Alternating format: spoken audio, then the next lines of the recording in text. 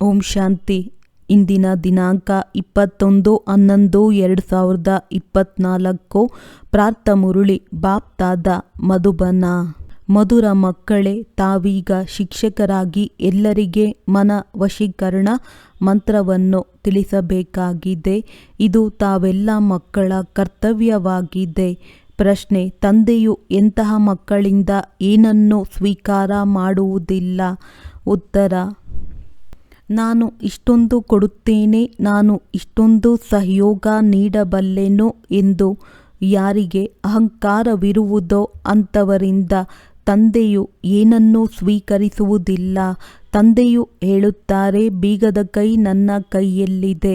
ಬೇಕೆಂದರೆ ನಾನು ಯಾರನ್ನೇ ಆದರೂ ಬಡವರನ್ನಾಗಿಯೂ ಮಾಡಬಲ್ಲೆನು ಅಥವಾ ಸಾಹುಕಾರರನ್ನಾಗಿಯೂ ಮಾಡಬಲ್ಲೆನು. ಇದು ಸಹ ನಾಟಕದಲ್ಲಿ ರಹಸ್ಯವಿದೆ. ಯಾರಿಗೆ ಇಂದು ತಮ್ಮ ಶ್ರೀಮಂತಿಕೆಯ ಅಭಿಮಾನವಿದೆಯೋ ಅವರು ನಾಳೆ ಬಡವರಾಗಿ ಬಿಡುತ್ತಾರೆ ಮತ್ತು ಬಡ ಮಕ್ಕಳು ತಂದೆಯ ಕಾರ್ಯದಲ್ಲಿ ತಮ್ಮ ಪೈಸೆಯನ್ನು ಸಫಲ ಮಾಡಿ ಸಾಹುಕಾರರಾಗಿ ಬಿಡುತ್ತಾರೆ. ಓಂ ಶಾಂತಿ. ಇದನ್ನಂತೂ ಮಕ್ಕಳು ತಿಳಿದುಕೊಂಡಿದ್ದೀರಿ. ತಂದೆಯು ನಮಗೆ ಹೊಸ ಪ್ರಪಂಚದ ಆಸ್ತಿಯನ್ನು ಕೊಡಲು ಬಂದಿದ್ದಾರೆ. ಇದು ಮಕ್ಕಳಿಗೆ ಪಕ್ಕಾ ಇದೆಯಲ್ಲವೇ? ನಾವು ತಂದೆಯನ್ನು ಎಷ್ಟು ನೆನಪು ಮಾಡುತ್ತೇವೆಯೋ ಅಷ್ಟು ಪವಿತ್ರರಾಗುತ್ತೇವೆ.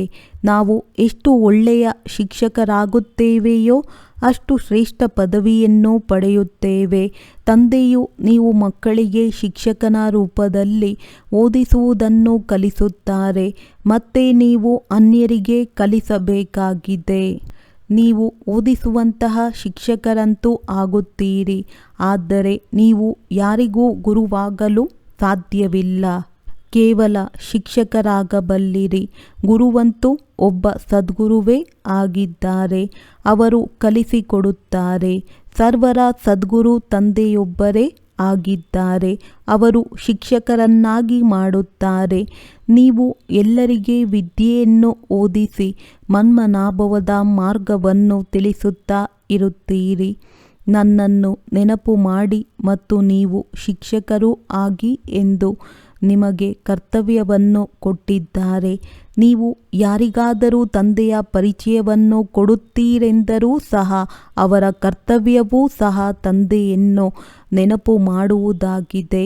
ಶಿಕ್ಷಕರ ರೂಪದಲ್ಲಿ ಸೃಷ್ಟಿಚಕ್ರದ ಜ್ಞಾನವನ್ನು ಕೊಡಬೇಕಾಗುತ್ತದೆ. ತಂದೆಯನ್ನು ಅವಶ್ಯವಾಗಿ ನೆನಪು ಮಾಡಬೇಕಾಗುತ್ತದೆ. ತಂದೆಯ ನೆನಪಿನಿಂದಲೇ ಪಾಪಗಳು ಭಸ್ಮವಾಗಲಿದೆ. ನಾವು ಪಾಪಾತ್ಮರಾಗಿದ್ದೇವೆ ಎಂದು ಮಕ್ಕಳಿಗೆ ತಿಳಿದಿದೆ. ಆದ್ದರಿಂದ ತಂದೆಯು ಎಲ್ಲರಿಗೆ ತಿಳಿಸುತ್ತಾರೆ. ತಮ್ಮನ್ನು ಆತ್ಮನೆಂದು ತಿಳಿದು ತಂದೆಯನ್ನು ನೆನಪು ಮಾಡಿ, ಆಗ ನಿಮ್ಮ ಪಾಪಗಳು ಭಸ್ಮವಾಗುತ್ತವೆ. ತಂದೆಯೇ ಪತಿತ ಪಾವನನಾಗಿದ್ದಾರೆ. ಯುಕ್ತಿಯನ್ನು ತಿಳಿಸುತ್ತಾರೆ. ಮಧುರ ಮಕ್ಕಳೇ, ನೀವಾತ್ಮಗಳು ಪತಿತರಾಗಿದ್ದೀರಿ.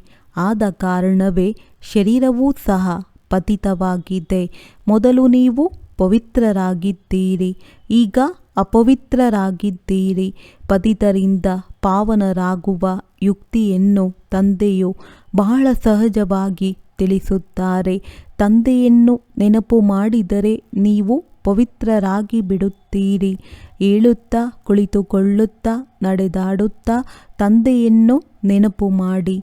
ಅವರು ಗಂಗಾ ಸ್ನಾನ ಮಾಡುತ್ತಾರೆ ಮತ್ತು ಗಂಗೆಯನ್ನು ನೆನಪು ಮಾಡುತ್ತಾರೆ. ಗಂಗೆಯು ಪತಿತ ಪಾವನಿಯಾಗಿದೆ. ಗಂಗೆಯನ್ನು ನೆನಪು ಮಾಡುವುದರಿಂದ ಪಾವನರಾಗುತ್ತೀವೆಂದು ತಿಳಿಯುತ್ತಾರೆ. ಆದರೆ ತಂದೆಯು ತಿಳಿಸುತ್ತಾರೆ, ಯಾರೂ ಸಹ ಸ್ನಾನ ಮಾಡುವುದರಿಂದ ಪಾವನರಾಗಲು ಸಾಧ್ಯವಿಲ್ಲ. ನೀರಿನಿಂದ ಹೇಗೆ ಪಾವನರಾಗುತ್ತೀರಿ? ನಾನು ಪತಿತ ಪಾವನನಾಗಿದ್ದೇನೆ.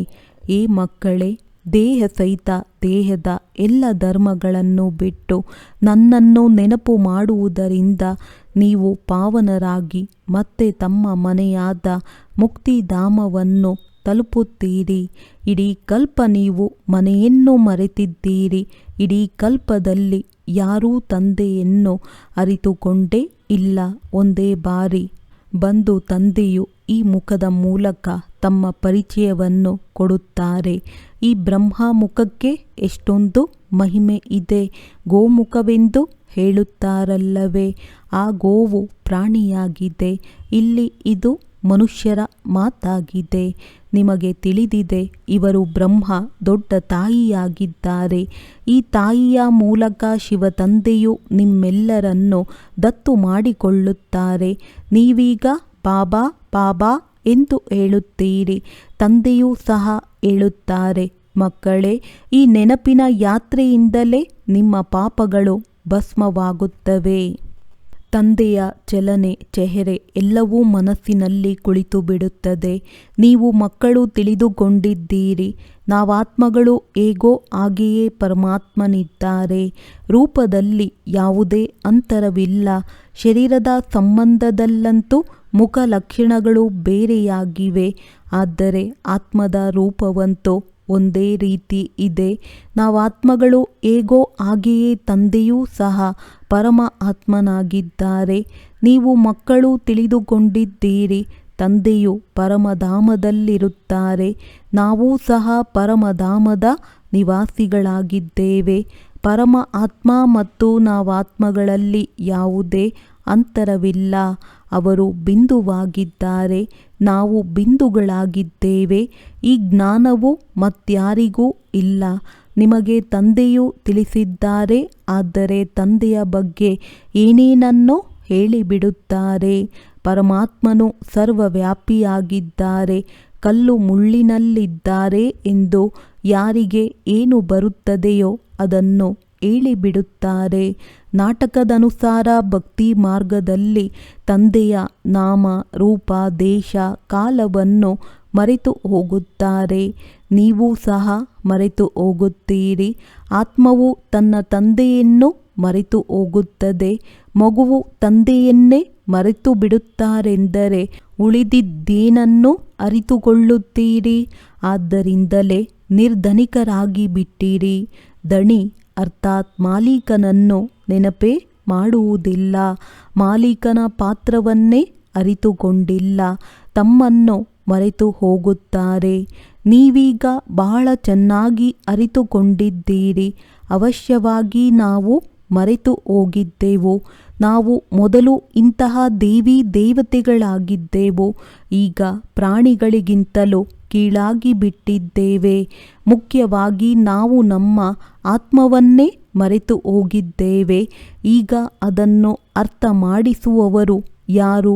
ನಾವಾತ್ಮಗಳು ಹೇಗಿದ್ದೇವೆ, ಹೇಗೆ ಪಾತ್ರವನ್ನಭಿನಯಿಸಿದ್ದೇವೆ ಎಂಬುದು ಯಾವುದೇ ಜೀವಾತ್ಮರಿಗೆ ತಿಳಿದಿರುವುದಿಲ್ಲ.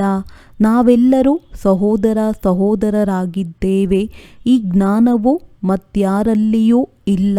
ಈ ಸಮಯದಲ್ಲಿ ಸೃಷ್ಟಿಯೇ ತಮೋ ಪ್ರಧಾನವಾಗಿ ಬಿಟ್ಟಿದೆ. ಜ್ಞಾನವಿಲ್ಲ. ನಿಮ್ಮಲ್ಲಿ ಈಗ ಜ್ಞಾನವಿದೆ. ನಾವಾತ್ಮಗಳು ಇಷ್ಟು ಸಮಯ ನಮ್ಮ ತಂದೆಯನ್ನು ನಿಂದನೆ ಮಾಡಿದ್ದೇವೆ ಎಂದು ಬುದ್ಧಿಯಲ್ಲಿ ಬಂದಿದೆ.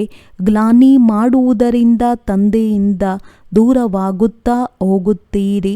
ನಾಟಕದನುಸಾರ ಏಣಿಯನ್ನು ಕೆಳಗಿಳಿಯುತ್ತಾ ಬಂದಿರಿ. ಮೂಲ ಮಾತು ತಂದೆಯನ್ನು ನೆನಪು ಮಾಡುವುದಾಗಿದೆ. ತಂದೆಯು ಮತ್ಯಾವುದೇ ಕಷ್ಟವನ್ನು ಕೊಡುವುದಿಲ್ಲ. ಮಕ್ಕಳಿಗೆ ಕೇವಲ ತಂದೆಯನ್ನು ನೆನಪು ಮಾಡುವ ಕಷ್ಟವಿದೆ. ತಂದೆಯು ಎಂದಾದರೂ ಕಷ್ಟವನ್ನು ಕೊಡಲು ಸಾಧ್ಯವೇ? ಇದು ನಿಯಮವೇ ಇಲ್ಲ. ತಂದೆಯು ತಿಳಿಸುತ್ತಾರೆ, ನಾನು ನಿಮಗೆ ಕಷ್ಟವೇನು ಕೊಡುವುದಿಲ್ಲ. ಯಾವುದೇ ಪ್ರಶ್ನೆಗಳನ್ನು ಕೇಳುತ್ತಾರೆಂದರೆ ಹೇಳುತ್ತೇನೆ. ಈ ಮಾತುಗಳಲ್ಲಿ ಸಮಯವನ್ನೇಕೆ ಕಳೆಯುತ್ತೀರಿ? ತಂದೆಯನ್ನು ನೆನಪು ಮಾಡಿ. ನಾನು ನಿಮ್ಮನ್ನು ಕರೆದುಕೊಂಡು ಹೋಗಲು ಬಂದಿದ್ದೇನೆ. ಆದ್ದರಿಂದ ನೀವು ಮಕ್ಕಳು ನೆನಪಿನ ಯಾತ್ರೆಯಿಂದ ಪಾವನರಾಗಿ ಸಾಕು. ನಾನೊಬ್ಬನೇ ಪತಿತ ಪಾವನನಾಗಿದ್ದೇನೆ. ಎಲ್ಲಿಯೇ ಹೋಗಿ, ಆದರೆ ನನ್ನನ್ನು ನೆನಪು ಮಾಡಿ ಎಂದು ತಂದೆಯು ಯುಕ್ತಿಯನ್ನು ತಿಳಿಸುತ್ತಾರೆ. 84 ಜನ್ಮಗಳ ಚಕ್ರದ ರಹಸ್ಯವನ್ನು ಸಹ ತಂದೆಯು ತಿಳಿಸಿಬಿಟ್ಟಿದ್ದಾರೆ. ಈಗ ತಮ್ಮ ಪರಿಶೀಲನೆ ಮಾಡಿಕೊಳ್ಳಿ. ನಾವು ತಂದೆಯನ್ನು ಎಷ್ಟು ನೆನಪು ಮಾಡುತ್ತೇವೆ ಮಾಡುತ್ತೇವೆ. ಮತ್ಯಾವುದೇ ಕಡೆಗಿನ ವಿಚಾರ ಮಾಡಬಾರದು. ಇದಂತೂ ಬಹಳ ಸಹಜವಾಗಿದೆ. ತಂದೆಯನ್ನು ನೆನಪು ಮಾಡಬೇಕು. ಮಗುವು ಸ್ವಲ್ಪ ಬೆಳೆದು ದೊಡ್ಡದಾಗುತ್ತದೆ ಎಂದರೆ ತಾನಾಗಿಯೇ ತಂದೆ ತಾಯಿಯನ್ನು ನೆನಪು ಮಾಡತೊಡಗುತ್ತದೆ. ನೀವು ಸಹ ತಿಳಿದುಕೊಳ್ಳಿ, ನಾವಾತ್ಮಗಳು ತಂದೆಯ ಮಕ್ಕಳಾಗಿದ್ದೇವೆ ಅಂದ ಮೇಲೆ ಪರಿಶ್ರಮದಿಂದ ಏಕೆ ನೆನಪು ಮಾಡಬೇಕು? ಏಕೆಂದರೆ ನಮ್ಮ ತಲೆಯ ಮೇಲೆ ಯಾವ ಪಾಪದ ಹೊರೆಯು ನಮ್ಮ ತಲೆಯ ಮೇಲಿದೆಯೋ ಅದು ಈ ನೆನಪಿನಿಂದಲೇ ಸಮಾಪ್ತಿಯಾಗುತ್ತದೆ.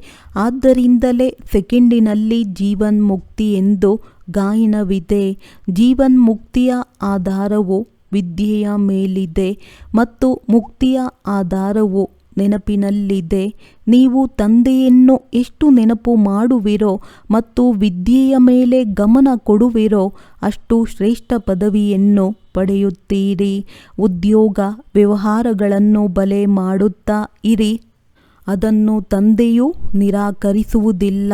ನೀವು ಯಾವ ಉದ್ಯೋಗ ವ್ಯವಹಾರಗಳನ್ನು ಮಾಡುತ್ತೀರಿ ಅದು ಸಹ ಹಗಲು ರಾತ್ರಿ ನೆನಪಿರುತ್ತದೆ ಎಲ್ಲವೇ. ಅಂದ ಮೇಲೆ ಈಗ ಈ ಆತ್ಮಿಕ ವ್ಯಾಪಾರವನ್ನು ಕೊಡುತ್ತಾರೆ. ತಮ್ಮನ್ನು ಆತ್ಮನೆಂದು ತಿಳಿದು ನನ್ನನ್ನು ನೆನಪು ಮಾಡಿ ಮತ್ತು 84 ಜನ್ಮಗಳನ್ನು ನೆನಪು ಮಾಡಿ. ನನ್ನನ್ನು ನೆನಪು ಮಾಡುವುದರಿಂದಲೇ ನೀವು ಸತೋಪ್ರಧಾನರಾಗುವಿರಿ. ಇದು ಸಹ ನಿಮಗೆ ತಿಳಿದಿದೆ. ಈಗ ಹಳೆಯ ವಸ್ತ್ರವಾಗಿದೆ, ನಂತರ ಸತೋಪ್ರಧಾನ ಹೊಸ ವಸ್ತ್ರವೂ ಸಿಗುತ್ತದೆ. ತಮ್ಮ ಬುದ್ಧಿಯಲ್ಲಿ ಸಾರ ರೂಪದಲ್ಲಿಟ್ಟುಕೊಂಡು ಬಹಳ ಲಾಭವನ್ನು ಪಡೆಯಬೇಕಾಗಿದೆ.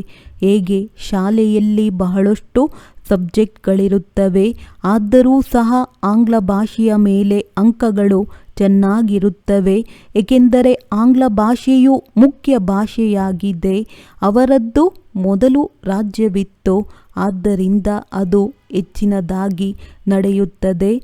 ಈಗಲೂ ಸಹ ಭಾರತವಾಸಿಗಳು ಸಾಲಗಾರರಾಗಿದ್ದಾರೆ. ಬಲೆ ಯಾರೆಷ್ಟೇ ಧನವಂತರಿರಬಹುದು, ಆದರೆ ನಮ್ಮ ರಾಜ್ಯದ ಯಾರು ಮುಖ್ಯಸ್ಥರಿದ್ದಾರೆಯೋ ಅವರು ಸಾಲಗಾರರಾಗಿದ್ದಾರೆಂಬುದು ಬುದ್ಧಿಯಲ್ಲಂತೂ ಇರುತ್ತದೆ ಎಲ್ಲವೇ. ಅಂದರೆ ನಮ್ಮ ಭಾರತವಾಸಿಗಳು ಸಾಲಗಾರರಾಗಿದ್ದಾರೆ. ನಾವು ಸಾಲಗಾರರೆಂದು ಅವಶ್ಯವಾಗಿ ಪ್ರಜೆಗಳು ಹೇಳುತ್ತಾರಲ್ಲವೇ? ಇದು ಸಹ ತಿಳುವಳಿಕೆ ಬೇಕಲ್ಲವೇ? ನೀವಂತೂ ರಾಜಧಾನಿಯನ್ನು ಸ್ಥಾಪನೆ ಮಾಡುತ್ತಿದ್ದೀರಿ. ನಿಮಗೆ ತಿಳಿದಿದೆ, ನಾವೀಗ ಇದೆಲ್ಲ ಸಾಲಗಳಿಂದ ಮುಕ್ತರಾಗಿ ಸಾಹುಕಾರರಾಗುತ್ತೇವೆ. ನಂತರ ಅರ್ಧ ಕಲ್ಪದವರೆಗೆ ನಾವು ಯಾರಿಂದಲೂ ಸಾಲವನ್ನು ತೆಗೆದುಕೊಳ್ಳುವವರಲ್ಲ. ಸಾಲಗಾರರು ಪತಿತ ಪ್ರಪಂಚದ ಮಾಲೀಕರಾಗಿದ್ದಾರೆ. ಈಗ ನಾವು ಸಾಲಗಾರರೂ ಆಗಿದ್ದೇವೆ, ಪತಿತ ಪ್ರಪಂಚದ ಮಾಲೀಕರೂ ಆಗಿದ್ದೇವೆ ಎಂದು ಆಡುತ್ತಾರಲ್ಲವೇ? ನೀವು ಮಕ್ಕಳು ತಿಳಿದುಕೊಂಡಿದ್ದೀರಿ, ನಾವು ಬಹಳ ಸಾಹುಕಾರರಾಗಿದ್ದೆವು, ರಾಜಕುಮಾರ ಕುಮಾರಿಯರಾಗಿದ್ದೆವು. ಇದು ನೆನಪಿರುತ್ತದೆ. ನಾವು ಇಂತಹ ವಿಶ್ವದ ಮಾಲೀಕರಾಗಿದ್ದೆವು. ಈಗ ಸಂಪೂರ್ಣ ಸಾಲಗಾರರು ಮತ್ತು ಪತಿತರಾಗಿ ಬಿಟ್ಟಿದ್ದೇವೆ. ಈ ಆಟದ ಫಲಿತಾಂಶವನ್ನು ತಂದೆಯು ತಿಳಿಸುತ್ತಿದ್ದಾರೆ. ಫಲಿತಾಂಶವು ಏನಾಗಿದೆ ಎಂಬುದು ನೀವು ಮಕ್ಕಳಿಗೆ ಸ್ಮೃತಿಯಲ್ಲಿ ಬಂದಿದೆ. ಸತ್ಯಯುಗದಲ್ಲಿ ನಾವು ಎಷ್ಟೊಂದು ಸಾಹುಕಾರರಾಗಿದ್ದೆವು. ನಿಮ್ಮನ್ನು ಸಾಹುಕಾರರನ್ನಾಗಿ ಯಾರು ಮಾಡಿದರು? ಬಾಬಾ ತಾವು ನಮ್ಮನ್ನು ಎಷ್ಟೊಂದು ಸಾಹುಕಾರರನ್ನಾಗಿ ಮಾಡಿದ್ದೀರಿ ಎಂದು ಮಕ್ಕಳು ಹೇಳುತ್ತೀರಿ. ಒಬ್ಬ ತಂದೆಯೇ ಸಾಹುಕಾರರನ್ನಾಗಿ ಮಾಡುವವರಾಗಿದ್ದಾರೆ. ಪ್ರಪಂಚದವರು ಈ ಮಾತುಗಳನ್ನು ತಿಳಿದುಕೊಂಡಿಲ್ಲ. ಲಕ್ಷಾಂತರ ವರ್ಷಗಳೆಂದು ಹೇಳುವ ಕಾರಣ ಎಲ್ಲವನ್ನೂ ಮರೆತು ಹೋಗಿದ್ದಾರೆ. ಏನನ್ನೂ ಅರಿತುಕೊಂಡಿಲ್ಲ. ನೀವೀಗ ಎಲ್ಲವನ್ನೂ ಅರಿತಿದ್ದೀರಿ. ನಾವು ಪದಮಾಪದಂ ಸಾಹುಕಾರರಾಗಿದ್ದೆವು, ಬಹಳ ಪವಿತ್ರರಾಗಿದ್ದೆವು, ಬಹಳ ಸುಖಿಯಾಗಿದ್ದೆವು. ಅಲ್ಲಿ ಸುಲಿಗೆ, ಪಾಪ ಇತ್ಯಾದಿ ಏನೂ ಇರಲಿಲ್ಲ. ಇಡೀ ವಿಶ್ವದ ಮೇಲೆ ನಿಮ್ಮ ವಿಜಯವಿತ್ತು. ಗಾಯನವೂ ಇದೆ. ಶಿವತಂದೆಯು ತಾವು ಯಾವುದನ್ನು ಕೊಡುತ್ತೀರೋ ಅದನ್ನು ಮತ್ಯಾರೂ ಕೊಡಲು ಸಾಧ್ಯವಿಲ್ಲ. ಅರ್ಧ ಕಲ್ಪದ ಸುಖವನ್ನು ಕೊಡಲು ಮತ್ಯಾರಿಗೂ ಶಕ್ತಿ ಇಲ್ಲ. ತಂದೆಯು ತಿಳಿಸುತ್ತಾರೆ, ಭಕ್ತಿ ಮಾರ್ಗದಲ್ಲಿಯೂ ಸಹ ನಿಮಗೆ ಬಹಳಷ್ಟು ಸುಖ, ಅಪಾರ ಧನವಿರುತ್ತದೆ. ಎಷ್ಟೊಂದು ವಜ್ರ ರತ್ನಗಳಿದ್ದವು, ಅವು ನಂತರ ಕೊನೆಯಲ್ಲಿ ಬಂದವರ ಕೈಯಲ್ಲಿ ಬರುತ್ತದೆ. ಈಗಂತೂ ಅವು ಕಾಣಿಸುವುದೇ ಇಲ್ಲ. ನೀವು ಅಂತರವನ್ನಂತೂ ನೋಡುತ್ತೀರಲ್ಲವೇ? ನೀವೇ ಪೂಜ್ಯ ದೇವಿ ದೇವತೆಗಳಾಗಿದ್ದೀರಿ. ಈಗ ನೀವೇ ಪೂಜಾರಿಗಳಾಗಿದ್ದೀರಿ. ತಾವೇ ಪೂಜ್ಯ, ತಾವೇ ಪೂಜಾರಿ. ತಂದೆಯೇನು ಪೂಜಾರಿಯಾಗುವುದಿಲ್ಲ. ಆದರೆ ಪೂಜಾರಿ ಪ್ರಪಂಚದಲ್ಲಂತೂ ಬರುತ್ತಾರಲ್ಲವೇ? ತಂದೆಯಂತೂ ಸದಾ ಪೂಜ್ಯರಾಗಿದ್ದಾರೆ. ಅವರೆಂದಿಗೂ ಪೂಜಾರಿಯಾಗುವುದಿಲ್ಲ. ನಿಮ್ಮನ್ನು ಪೂಜಾರಿಗಳಿಂದ ಪೂಜ್ಯರನ್ನಾಗಿ ಮಾಡುವುದು ಅವರ ಕರ್ತವ್ಯವಾಗಿದೆ. ನಿಮ್ಮನ್ನು ಪೂಜಾರಿಗಳನ್ನಾಗಿ ಮಾಡುವುದು ರಾವಣನ ಕೆಲಸವಾಗಿದೆ. ಇದು ಪ್ರಪಂಚದಲ್ಲಿ ಯಾರೂ ತಿಳಿದಿಲ್ಲ. ನೀವು ಸಹ ಮರೆತು ಹೋಗುತ್ತೀರಿ. ಪ್ರತಿನಿತ್ಯವೂ ತಂದೆಯು ತಿಳಿಸಿಕೊಡುತ್ತಿರುತ್ತಾರೆ. ತಂದೆಯು ಯಾರನ್ನಾದರೂ ಸಾಹುಕಾರರನ್ನಾಗಿ ಮಾಡಬಲ್ಲರು, ಬೇಕೆಂದರೆ ಬಡವರನ್ನಾಗಿಯೂ ಮಾಡಬಲ್ಲರು. ಇದು ತಂದೆಯ ಕೈಯಲ್ಲಿದೆ. ತಂದೆಯು ತಿಳಿಸುತ್ತಾರೆ, ಯಾರು ಸಾಹುಕಾರರಿದ್ದಾರೆಯೋ ಅವರು ಖಂಡಿತ ಬಡವರಾಗಬೇಕಾಗಿದೆ. ಹಾಗೆಯೇ ಆಗುತ್ತಾರೆ. ಅವರ ಪಾತ್ರವೇ ಹೀಗಿದೆ. ಅವರೆಂದೂ ನಿಲ್ಲಲು ಸಾಧ್ಯವಿಲ್ಲ. ನಾನು ಇಂಥವನಾಗಿದ್ದೇನೆ, ನನ್ನ ಬಳಿ ಇಂತಿಂತಹದ್ದಿದೆ ಎಂದು ಧನವಂತರಿಗೆ ಬಹಳ ಅಹಂಕಾರವಿರುತ್ತದೆ ಎಲ್ಲವೇ? ಅಹಂಕಾರವನ್ನು ಮುರಿಯಲು ತಂದೆಯು ತಿಳಿಸುತ್ತಾರೆ. ಇವರು ಯಾವಾಗ ಕೊಡುವುದಕ್ಕಾಗಿ ಬರುತ್ತಾರೆಯೋ ಆಗ ತಂದೆಯು ಹೇಳುತ್ತಾರೆ, ನಮಗೆ ಇದರ ಅವಶ್ಯಕತೆ ಇಲ್ಲ, ತಮ್ಮ ಬಳಿಯೇ ಇಟ್ಟುಕೊಳ್ಳಿ. ಅವಶ್ಯಕತೆ ಇದ್ದಾಗ ತೆಗೆದುಕೊಳ್ಳುತ್ತೇನೆ. ಏಕೆಂದರೆ ಇದು ಏನೂ ಕೆಲಸಕ್ಕೆ ಬರುವುದಿಲ್ಲ. ಏಕೆಂದರೆ ಸಾಹುಕಾರರಿಗೆ ತಮ್ಮ ಅಭಿಮಾನವಿರುತ್ತದೆ ಎಂಬುದನ್ನು ತಂದೆಯು ನೋಡುತ್ತಾರೆ. ಅಂದ ಮೇಲೆ ತೆಗೆದುಕೊಳ್ಳುವುದು ಬಿಡುವುದೆಲ್ಲವೂ ತಂದೆಯ ಕೈಯಲ್ಲಿದೆ. ತಂದೆಯು ಹಣವನ್ನೇನು ಮಾಡುತ್ತಾರೆ? ಸಾಹುಕಾರರ ಹಣದ ಅವಶ್ಯಕತೆ ಇಲ್ಲ. ನೀವು ಮಕ್ಕಳಿಗಾಗಿಯೇ ಈ ಕಟ್ಟಡಗಳು ನಿರ್ಮಾಣವಾಗುತ್ತಿವೆ. ನೀವು ಬಂದು ತಂದೆಯೊಂದಿಗೆ ಮಿಲನ ಮಾಡಿ ಹೋಗಬೇಕಾಗಿದೆ. ಸದಾ ಇಲ್ಲಿರುವಂತಿಲ್ಲ. ಹಣದ ಅವಶ್ಯಕತೆ ಏನಿರುತ್ತದೆ? ಇಲ್ಲಿ ಯಾವುದೇ ಸೈನ್ಯ ಹಾಗೂ ತೋಪು, ಪಿರಂಗಿ ಇತ್ಯಾದಿಗಳ ಅವಶ್ಯಕತೆ ಇಲ್ಲ. ನೀವು ವಿಶ್ವದ ಮಾಲೀಕರಾಗುತ್ತೀರಿ. ಈಗ ಯುದ್ಧದ ಮೈದಾನದಲ್ಲಿದ್ದೀರಿ. ತಂದೆಯನ್ನು ನೆನಪು ಮಾಡುವ ವಿನಃ ನೀವು ಮತ್ತೇನೂ ಮಾಡುವುದಿಲ್ಲ. ತಂದೆಯು ಆದೇಶ ನೀಡಿದ್ದಾರೆ, ನನ್ನನ್ನು ನೆನಪು ಮಾಡಿದರೆ ಇಷ್ಟೊಂದು ಶಕ್ತಿಯೂ ಸಿಗುತ್ತದೆ. ನಿಮ್ಮ ಧರ್ಮವು ಬಹಳ ಸುಖ ಕೊಡುವುದಾಗಿದೆ. ತಂದೆಯು ಸರ್ವಶಕ್ತಿವಂತನಾಗಿದ್ದಾರೆ. ನೀವು ಅವರ ಮಕ್ಕಳಾಗುತ್ತೀರಿ. ಎಲ್ಲವೂ ನೆನಪಿನ ಮೇಲೆ ಆಧಾರಿತವಾಗಿದೆ. ಇಲ್ಲಿ ನೀವು ಕೇಳುತ್ತೀರಿ ಮತ್ತು ಅದರ ಬಗ್ಗೆ ವಿಚಾರ ಸಾಗರ ಮಂಥನವು ನಡೆಯುತ್ತದೆ. ಹೇಗೆ ಹಸು ಹುಲ್ಲು ತಿಂದ ಮೇಲೆ ಅದನ್ನು ಮೆಲುಕು ಹಾಕುತ್ತದೆ, ಬಾಯನ್ನಾಡಿಸುತ್ತಲೇ ಇರುತ್ತದೆಯೋ ಹಾಗೆಯೇ ನೀವು ಮಕ್ಕಳು ಸಹ ಜ್ಞಾನದ ಮಾತುಗಳ ಬಗ್ಗೆ ಹೆಚ್ಚಿನದಾಗಿ ವಿಚಾರ ಮಾಡಿ. ತಂದೆಯೊಂದಿಗೆ ನಾವು ಏನು ಕೇಳುವುದು? ತಂದೆಯಂತೂ ತಿಳಿಸುತ್ತಾರೆ, ಮಕ್ಕಳೇ, ಮನ್ಮನಾಭವ. ಇದರಿಂದಲೇ ನೀವು ಸತೋಪ್ರಧಾನರಾಗುತ್ತೀರಿ. ಈ ಗುರಿ ಉದ್ದೇಶವು ನಿಮ್ಮ ಸನ್ಮುಖದಲ್ಲಿಯೇ ಇದೆ.